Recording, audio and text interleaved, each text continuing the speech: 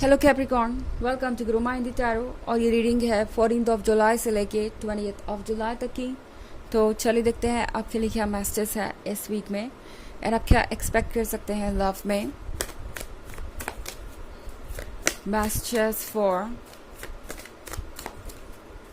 Capricorn.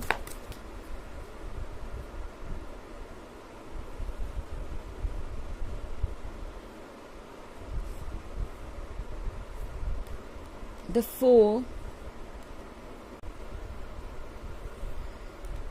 Six of Scepters, Fortune's Wheel, and Prince of Skulls. Okay Capricorn, तो हमारे पास है the fool का card. I think जितना आप इस पर्सन को इग्नोर कर रहे हैं या इनसे दूर जाने की कोशिश कर रहे हैं या इनको रेजिस्ट करने हैं, उतना ये पर्सन आपके पास आना चाहता है। क्वीन ऑफ नाइफ्स के साथ बहुत सारी चीज़ें इस वक्त कॉम्प्लिकेटेड हो रखी हैं।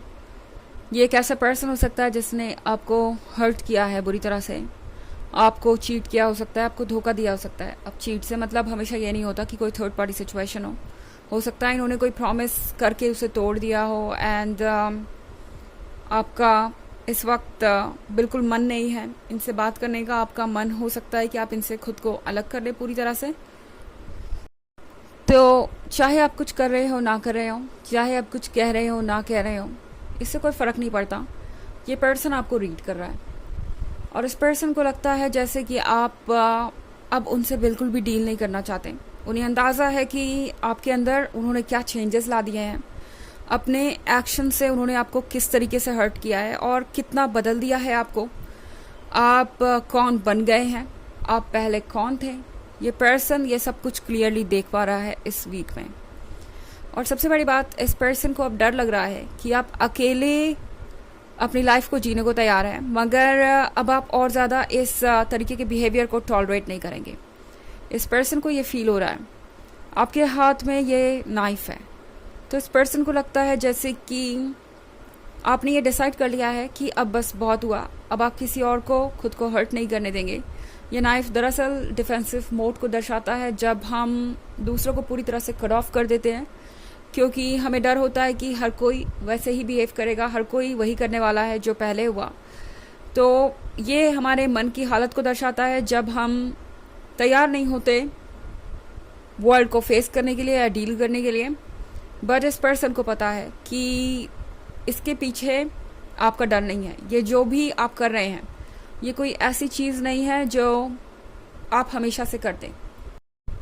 आप एक बहुत ही लाइवली पर्सनालिटी हैं और आपने वो सब कुछ किया है उनके लिए जो आपको करना चाहिए था या जो भी आप कर सकते थे, और आपका लव रेसिप्रोकेट नहीं हुआ। इस पर्सन को समझ में आ रहा है कि आपने जो लव उन्हें दिया वो लव वो आपको नहीं दे पाए, और इसलिए आज आप इस सिचुएशन में हैं और उनसे दूर ही रहना चाहते हैं। द फूल के कार्ड के साथ ये पर्सन इस चीज़ को एक्सेप्ट नहीं कर पाएगा। आपका उन्हें इग्नोर करना, आपका पूरी तरह से अपने आप को कट ऑफ कर लेना, आपका उनसे दूर जाना, क्योंकि इस पर्सन को ऐसा लग रहा है जैसे कि ये सारी चीज़ें उनसे उनकी खुशियाँ छीन लेगी। ये पर्सन अभी तक आपको टेकन फॉर ग्रांटेड ले रहा था और किसी भी बात को लेके सीरियस नहीं था। और एक और चीज़, सिक्स ऑफ सेक्टर्स का कार्ड यहाँ पे है, तो इस पर्सन को ये लगता है जैसे कि आप कुछ जीत गए कैप्रिकॉर्न। आप किसी तरीके का माइंड गेम जीत गए या आपने कुछ ऐसा कर दिया जो वो सोच भी नहीं सकते थे। ये पर्सन ये सोच के हैरान है कि जिस चीज़ को उन्होंने स्टार्ट किया, जिस गेम को उन्होंने स्टार्ट किया, वो गेम दरअसल आप जीत गए। एंड ये भी बात इस पर्सन को एक्सेप्ट नहीं हो रही। लग रहा है जैसे कि इनका ईगो बुरी तरह से हर्ट है। व्हील ऑफ फॉर्च्यून के साथ चीज़ें बड़ी बदल चुकी हैं। इस पर्सन को ये अंदाज़ा हो रहा है कि शायद आपने सारे गेम को रिवर्स कर दिया है। उन्हें ऐसा लग रहा है कि जो व्हील ऑफ फॉर्च्यून उनका होना चाहिए था, जो चीज़ें उनकी होनी चाहिए थी, वो उनके हाथ से निकलती जा रही हैं। और यहाँ पे इस पर्सन को अफसोस हो रहा है कि उन्होंने आपको लूज़ कर दिया है। इस पर्सन को ये रियलाइज़ हो रहा है कि आप दरअसल अब आज़ाद है, अपने बारे में सोच रहे हैं। और ये चीज़ इस पर्सन को काफ़ी डरा भी रही है, क्योंकि प्रिंस ऑफ स्कल्स एक प्रैक्टिकल पर्सन है। ये हर चीज़ को प्रैक्टिकली सोच रहे थे इन्हें नहीं पता है कि डीप इमोशंस का मतलब क्या होता है, और जब कोई इमोशनल लेवल पे हर्ट होता है तो उसके क्या कॉन्सिक्वेंस हो सकते हैं।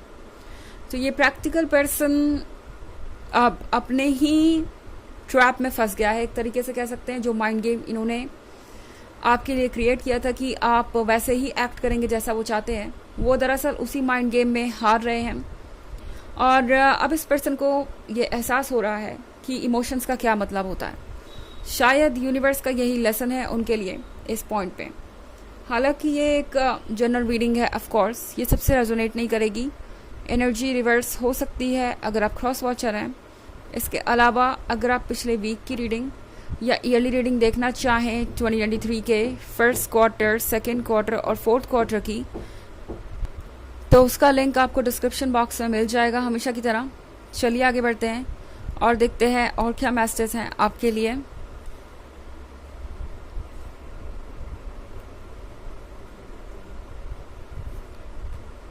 Ten of Grails, Queen of Scepters, Two of Knives, Prince of Knives and the Chariot। तो हमारे पास है टेन ऑफ ग्रेल्स। टेन ऑफ ग्रेल्स के साथ आई थिंक ये पर्सन आपके ख्यालों में डूबा हुआ है। इस वीक में इस पर्सन को पता चलेगा कि उन्होंने क्या मिस किया। जो चीज़ अभी तक इनके लिए इतनी इम्पोर्टेंट नहीं थी, जो इमोशंस इनके लिए अभी तक इतने इम्पोर्टेंट नहीं थे, जिनके कोई मायने नहीं थे, वो दरअसल बहुत इम्पोर्टेंट हो जाएंगे अचानक से इस वीक में। इस पर्सन को समझ में आएगा कि जो भी लाइफ में इनके टेस्ट था, जो भी एक्साइटमेंट थी, वो इन इमोशंस के वजह से ही था। ये जो कप है ये पूरा भरा हुआ है। तो ये पर्सन ये अज्यूम कर रहा है, ड्रीम में जी रहा है कि ये प्यार अभी भी उनके पास है आपका, एंड आप अभी भी उनमें इतने ही इंटरेस्टेड हैं। तो टेन ऑफ ग्रेल्स के साथ ये पर्सन बड़े सपने देख रहा है, और ये सपने लिटरल भी हो सकते हैं। वाकई भी ये पर्सन ये सपने देख रहा है, और डे ड्रीमिंग तो यहाँ चल ही रही है क्लियरली। हमारे पास क्वीन ऑफ सेप्टर्स हैं। तो ये पर्सन आपको देख के सोच रहा है कि आप कितने गॉर्जियस हैं। एक्चुअली जो चीज़ इन्हें परेशान कर रही है वही चीज़ इन्हें बहुत अट्रैक्टिव भी लग रही है आपके बारे में। यानी आपकी ये जो साइलेंस है, आपका ये जो गुस्सा है, आपका ये जो सेल्फ एस्टीम को लेके आइडिया है कि अब चाहे जो भी हो जाए आप अपने सेल्फ एस्टीम को सेक्रीफाइस नहीं करेंगे, आपका ये जो कॉन्फिडेंस है, इस पर्सन को ये सारी चीज़ें बहुत अच्छी लग रही हैं, एंड ये पर्सन इग्नोर नहीं कर सकता इस अट्रैक्शन को। ओके, टू ऑफ नाइफ्स के साथ आंखें बंद हैं फिलहाल इस पर्सन की, सच को क्योंकि देखना नहीं चाहते। ओके, ये पर्सन इतना ज़्यादा सच से भाग रहा है कि इन्होंने खुद की आंखों को हर्ट कर लिया। मेरा मतलब ये नहीं है कि लिटरली, मतलब इस कार्ड को अगर आप देखें तो इस पर्सन ने अपनी आंखों को हर्ट कर लिया और पट्टी बांध दी है कि इन्हें कुछ ना दिखाई दे और ये इस फेज से निकल जाए। तो फिलहाल ये पर्सन इस बात को एक्सेप्ट ही नहीं करना चाहता कि आप मूव ऑन भी कर सकते हैं, आप कुछ और भी सोच सकते हैं, आप किसी और के साथ भी हो सकते हैं फ्यूचर में। प्रिंस ऑफ नाइफ्स के साथ सिचुएशन काफ़ी कॉम्प्लिकेटेड नज़र आ रही है। ये पर्सन इन चीज़ों से डील नहीं कर पा रहा। ऐसा लग रहा है जैसे कि इनकी सोल बहुत ज़्यादा परेशान है, काफ़ी अपसेट नज़र आ रहे हैं मुझे, एंड इन्हें समझ नहीं आ रहा कि ये अगला स्टेप ले तो क्या ले। ओके, क्योंकि जो कुछ भी इन्होंने किया अब तक वो दरअसल एक बहुत इमेच्योर एक्ट था, और इन्हें लगता है कि ये समझते ही नहीं कि इन्हें क्या करना चाहिए। रिलेशनशिप के मैटर्स में ये पर्सन पूरी तरह से एक फेलियर है, उन्हें ये रियलाइज़ हो रहा है। द चैरियट के साथ इस पर्सन को ये लगता है कि उन्हें किसी चीज़ को जल्दी से जल्दी अप्रोच करना चाहिए या ख़त्म करना चाहिए। उन्हें लगता है कि जल्दी से जल्दी इस प्रॉब्लम का सोल्यूशन होना चाहिए, नहीं तो ये जो इमोशंस हैं उनके कंट्रोल में नहीं रहेंगे, और उन्हें समझ नहीं आ रहा कि उन्हें किस तरीके से खुद को शांत करना चाहिए। बहुत सारे थॉट्स उनके दिमाग में चल रहे हैं और उन्हें पता नहीं कि इससे कैसे डील करना है। ओके, चलिए देखते हैं आपके लिए ऑरेकल मैसेज क्या है।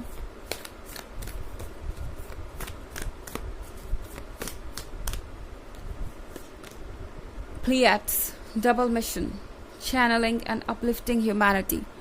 तो ये कार्ड आपसे कह रहा है कि ये है मदद करने के बारे में, अपनी और दूसरों की, दोनों की, क्योंकि आपकी एनर्जीज इस वक्त आपको एक बेहतर पर्सन बना रही है, आपको टॉक्सिसिटी से दूर कर रही है। तो आप किसी रीज़न से इस पर्सन से मिले हैं और आप अपलिफ्ट कर रहे हैं खुद को भी और इस पर्सन को भी, तो यकीन मानिए कि आप इस पर्सन के लिए बहुत अट्रैक्टिव हैं। ओके, क्योंकि इस पर्सन को आपकी ज़रूरत है और इसके पीछे बहुत कुछ है, सिर्फ आपका फिजिकल अपीयरेंस और आपकी पर्सनालिटी नहीं, यूनिवर्स की कॉन्स्पिरेसी भी, यूनिवर्स का सपोर्ट भी। तो यह है रीडिंग इस वीक की। आई होप आपको अच्छी लगी होगी। Thanks for watching, till next video, bye.